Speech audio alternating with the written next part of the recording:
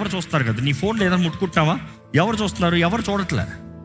ఈరోజు చాలామంది privacy glass తీసుకుంటారు కదా, privacy glass. They don't want anybody to see. దేవుడు చూస్తున్నాడు అన్న భయంతో నేను ఫోన్ వాడినప్పుడు nobody needs to tell why this is there, why that is there.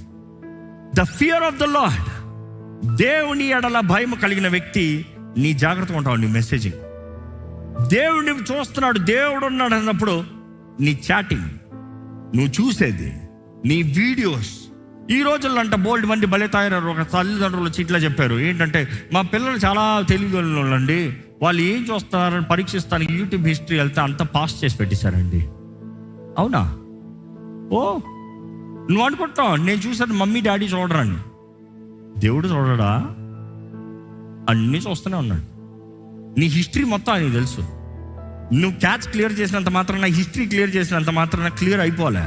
ప్రభు సాన్నిధిలో పాపాలు ఒప్పుకుంటే మాత్రమే క్లియర్ అవుతుంది. ఈరోజు మనం దేవుడు చూస్తున్నాడని భయం కలిగి ఉంటే మన జీవిత విధానం చాలా జాగ్రత్తగా ఉంటాం. మనుషుడికి లెక్కప్పు చెప్తున్నావు అంటే నువ్వు మొదటి దేవునికి లెక్కప్పు చెప్తున్నావు. దేవుడికి లెక్కప్పు చెప్పే వాడి జీవితం ఆనెస్టీ, యథార్థంగా ఉంటుంది, ఏ మాత్రం కలికి ఉండదు.